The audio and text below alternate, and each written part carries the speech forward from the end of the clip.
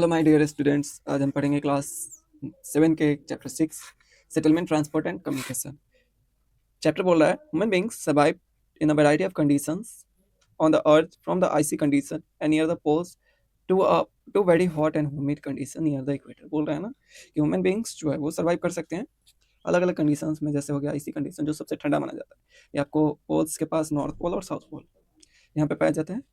यहाँ पे पानी बर्फ में बदल जाता है, तो माइनस में टेम्परेचर होते हैं, तो इस कंडीशन में लोग सर्वाइव कर लेते हैं। This is because they learn to make. और यहाँ बोल रहे हैं ना कि hot condition, hot and humid condition, जहाँ जैसे हो गया डिजर्ट, तो डिजर्ट ये से ज़्यादातर आपको हॉट हॉट वाला जो कंडीशन होता है वो सबसे ज़्यादा हॉट कंडीशन इक्वेटर के पास होता है। तो ये कंडीशन में इंसान सर्वाइव कर लेते हैं, और आईसी कंडीशन में भी इंसान सर्वाइव कर लेते हैं। -10 डिग्री टेम्परेचर, -35 डिग्री टेम्परेचर, ऐसे में लोग सर्वाइव कर लेते हैं, बहुत ऐसे लोग होते हैं। This is because they have to learn to make maximum use of the gifts of nature and are even able to modify the environment to suit their needs। ये क्यों होता है? क्योंकि लोग सीख लेते हैं कि मैक्सिमम यूज़ कैसे करना है, जो गिफ्ट ऑफ नेचर जिसे हम लोग बोलते हैं, रिसोर्सेज, नेचुरल रिसोर्सेज भी बोलते हैं उसको हम लोग। तो इसको कैसे मॉडिफाई करना है, खुद से यूज़ करना है, इंसान सीख जाते हैं और वो अपने नीड्स को पूरा करने लगते हैं।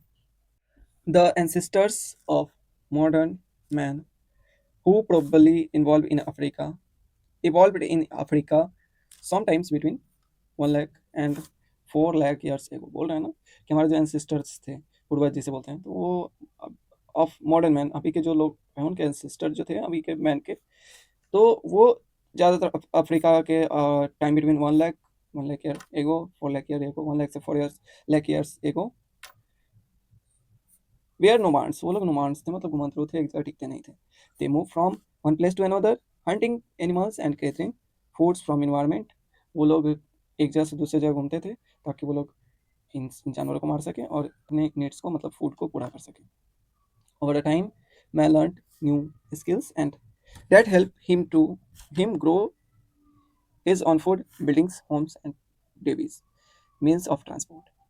बोल रहा है ना कि जैसे ओवर टाइम, मतलब कुछ समय बीता, तो उसके बाद वो लोग सीख गए, बहुत सारे स्किल्स सीखे, जिससे कि वो लोग फूड्स बना सके, अपना फूड उगा सकें, बिल्डिंग्स बना सके, होम्स बना सकें अपने लिए, डिवाइसेस जैसे मीन्स ऑफ ट्रांसपोर्ट ये सब बना सके। This altered the environment in which he travel लिवेड।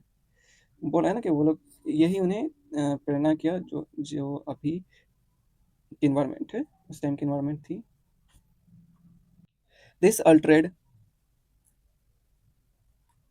This altered the environment in which he lived, for now it had his farms, houses, roads, and so on. In this lesson we will look at the keys man-made components of our environment, settlements, and means of transport and communication। देखो, बोल रहा है ना कि वो लोग उस time में जैसे थे कि घुमंतरू थे, तो उन लोगों को नहीं पता था कैसे क्या करना है। वो लोग जानवरों को मारते थे और खाते थे, लेकिन बाद में वो क्या हुआ ना कि क्रॉप्स रोकने लगे, तो वो लोग एक जगह रहना चालू किए, जिससे कि बहुत लोग, अब क्रॉप्स तो एक दिन में उगता नहीं है, बड़े नहीं होते हैं, तो इसके कारण उनको एक जगह रुकना पड़ता था, और रुकने के लिए उन्हें एक शेल्टर चाहिए था। शेल्टर के लिए उन्होंने होम बनाया, जो एक परमानेंट हाउस हो गया उनका, ठीक है। और फिर होम्स बने तो रोड्स बने उन लोगों के, अब उसी रास्ते से डेली जाना है, तो वो एक तरह से पगडंडी बना, फिर रोड्स बने, फिर पक्का रोड बना, ऐसे बना, फिर सोन बहुत कुछ हुआ। अब हम पढ़ेंगे इस चैप्टर में settlements and means of transport and communication. Man made components, ये सभी मैन मेड कंपोनेंट्स हैं। जैसे सेटलमेंट मतलब कहीं से घूम के गए और कहीं जस्ट सेटल हो गए, वहाँ पे कोई लोग नहीं रह रहे थे, और वो लोग खाली स्थान पे पेड़ पेड़ रोपे, क्रॉप्स रोपे, फसल रोपे, और वो लोग सेटल हो गए एक जगह। एंड मीन्स ऑफ ट्रांसपोर्ट, एक जगह से दूसरी जगह जाने के लिए वो लोग एक मीन्स ऑफ ट्रांसपोर्ट बना लिए, और कम्युनिकेशन के लिए बहुत सारी चीज़ें बने। तो सेटलमेंट्स आते हैं, पढ़ते हैं हम लोग। When a people built homes where few or no peoples have lived before, such a habitation is called a settlement। बोल रहा है ना कि जब एक पीपुल कहीं रहने जाता है जहाँ पे कोई नहीं रह रहा होगा पहले से, या फिर कुछ ही लोग रह रहे होंगे, एक दो घर होगा, तो उस जगह को हम लोग बोलेंगे कि सेटलमेंट्स, ठीक है। A modern settlement comprise buildings, means of transport and communications and the habitats of settlement. बोल रहा है ना कि मॉडर्न सेटलमेंट जो है कंप्राइज, इसमें बहुत सारी चीज़ होती है, बिल्डिंग्स होते हैं, मीन्स ऑफ ट्रांसपोर्ट होते हैं, कम्युनिकेशंस होते हैं, and inhabitants of the settlements. अब मॉडर्न सेटलमेंट्स में क्या होता है, देखो, पहले तो हमें बिल्डिंग चाहिए कहीं रहने के लिए, ठीक है, आने जाने के लिए ट्रांसपोर्ट चाहिए, ट्रांसपोर्टेशन के लिए रोड्स, ये सब बहुत सारी चीज़ें नीड्स ज़रूरी होती है, ट्रांसपोर्टेशन में भी, कम्युनिकेशन भी चाहिए, और इनहेबिटेट्स द सेटलमेंट। अब हम किसी जगह रहने गए तो वो रहने लायक है या नहीं, ऐसा नहीं कि हम जाकर के समुद्र के बीच में रहने लगेंगे, नहीं, तो एक हैबिटेट होता है हम लोगों का, तो inhabitants of settlement and the inhabitants of settlement, वहाँ का हैबिटेट अच्छा होना चाहिए। ऑरिजिन ऑफ सेटलमेंट, सेटलमेंट का ऑरिजिन कैसे हुआ था, जैसा कि मैंने पहले बताया कि पहले के लोग क्या थे, नोमाड्स थे, he lived in natural shelters, natural shelters में वो लोग रहते थे, जैसे कि cave. These strings were the first human settlements, ये इन लोगों का पहला सेटलमेंट था कि हाँ वो लोग एक स्थान ढूंढे जहाँ वो लोग रह रहे हैं, सेटल हो गए। लेकिन these settlements were not continuously inhabited, अब ये सेटलमेंट पक्का नहीं था कि हम लोग यहीं पे बहुत दिनों तक रहेंगे, वो लोग अलग अलग गुफा भी ढूंढ के चले जाते थे अलग अलग। Has man had move from place to place in search of food, अब मैन को फूड के लिए एक जगह से दूसरी जगह जाना पड़ता था। However when man learn to grow crops, जब इंसान क्रॉप्स ग्रो करना चालू कर दिया, become necessary for him to settle down in one place and build a permanent home. Food का जैसे मैंने बताया था कि वो एक दिन में तो उगता नहीं है, तो इसी के कारण, फूड्स के कारण ही उन्हें फूड या फिर क्रॉप्स उन्होंने बनाया, ग्रो किया, ठीक है। तो ग्रो जब क्रॉप्स ग्रो किए तो वो उन्हें जरूरी हो गया कि हम उन्हें वहाँ पे कुछ दिनों तक रुकना होगा, तो रुकने के लिए उन्हें एक सेटलमेंट चाहिए था, घर चाहिए था, तो परमानेंट होम उन्होंने बनाया। Gradually as a manufacturing trade, gradually as a manufacturing trade, manufacturing, देखो अब वो क्या हो गया ना, एक तरह से मैन्युफैक्चरिंग कर लिए, कोई फूड बनाए, प्रोडक्ट बनाए, ठीक है, ट्रेड स्टार्ट हो गया, कॉमर्स हो गया, religion and culture develop, religion develop हुए, कल्चर डेवलप हुआ, ठीक है, ये सभी चीज़ें डेवलप होने लगी उस जगह पे। The importance of leading a settlement of life increase, important of, देखो इंपॉर्टेंस इंक्रीज हुआ, ये इम्पोर्टेंस इंक्रीज हुआ, सेटलमेंट ऑफ लाइफ भी इंक्रीज हुए, ठीक है, बहुत लोग और आके रहने लगे, दस, और जो पहले से रह रहे थे वो भी, उनमें भी बढ़ोतरी हुई। Thus the first town came to begin, इसी के कारण अब क्या होता है कि एक नया टाउन बनने लगता है। Man bolt different types of buildings, इंसान अलग अलग टाइप्स के बिल्डिंग्स बनाए, जैसे टेम्पल्स बनाए, ग्रेनरीज बनाए, टाउन हॉल्स बनाए, ठीक है, स्कूल्स बनाए, and so on. As time passed human settled become bigger and better, देखो टाइम जैसे जैसे बीता तो इंसान का सेटलमेंट बिगड़ हुआ, बड़ा हुआ और बेटर हुआ पहले से, ठीक है।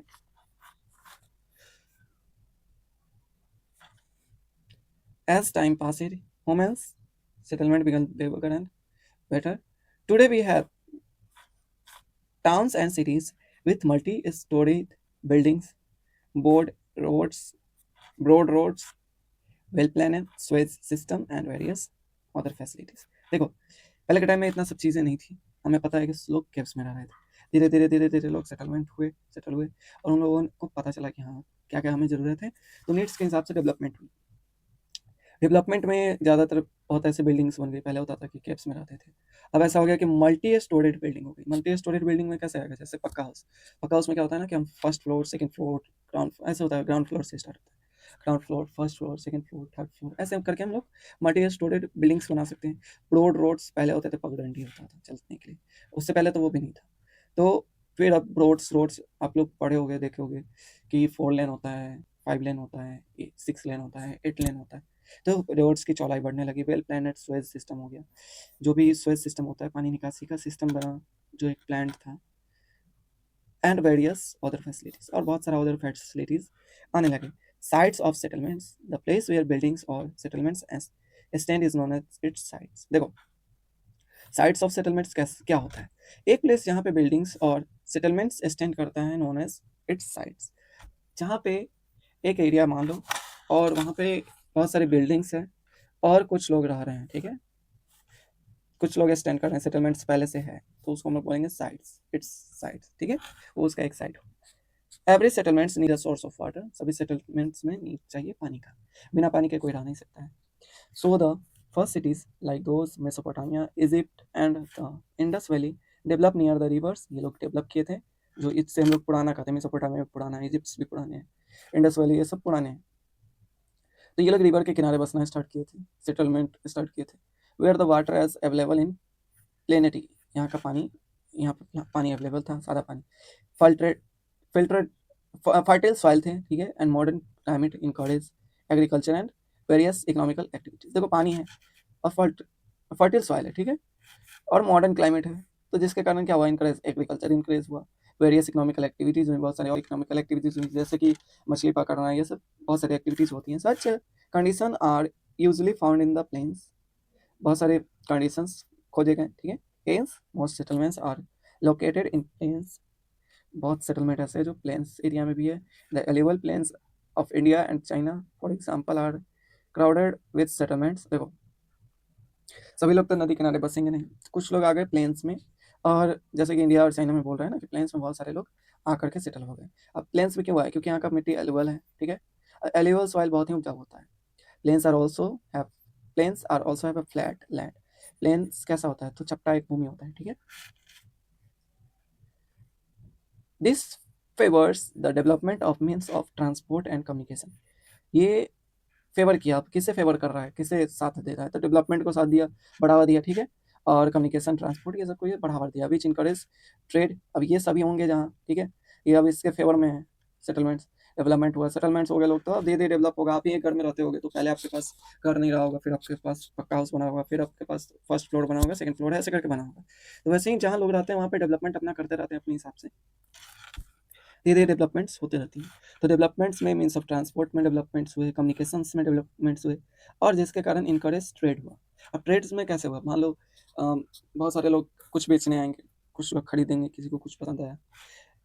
The junction of trades, transport routes are goods sites for settlements. देखो, यहाँ पे अब जंक्शन ऑफ ट्रांसपोर्ट रूट्स, बहुत सारे अलग अलग टाइप्स के ट्रांसपोर्ट के रूट्स हो गए। जैसे लैंड से ट्रांसपोर्ट करना है तो लैंड्स के रूट हो गए, वाटर से ट्रांसपोर्ट करना है वाटर्स के रूट्स हो गए, तो वाटर्स में भी अलग अलग रूट्स हो गए, अलग अलग रास्ते बने हैं, ठीक है, अलग अलग जगह जाने के लिए अलग अलग रास्ते बने। People generally settle where it's easy to earn a living. People generally क्यों सेटल होता है, क्योंकि वो एक अपना लिविंग चाहते थे कि हम यहाँ रह रहे हैं, हम यहाँ के निवासी हैं। Therefore settlements come up near mine and in industrial areas where work is available. Some settlements are located in places which attract a large number of tourists due to their natural beauty or their historical or religious importance.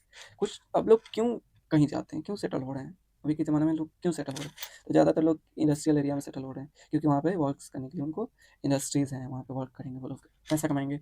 दूसरी बात हो गई जगह, tourist places बहुत सारे होते हैं, जैसे हिस्टोरिकल और रिलीजियस ब्यूटी, जहाँ पे जैसे टेम्पल हो गए, तो टेम्पल के आसपास लोग रहना बसेरा बनाए, पुराना कोई घर है, बहुत पुराना हिस्टोरिकल मकान है, तो उसके आसपास लोग घूमने आएंगे, तो क्या होगा, वहाँ पे लोग बसने लगे, ताकि उन लोगों का बिजनेस कुछ कर सके, ठीक है, तो इसलिए लोग सेटल होने लगे।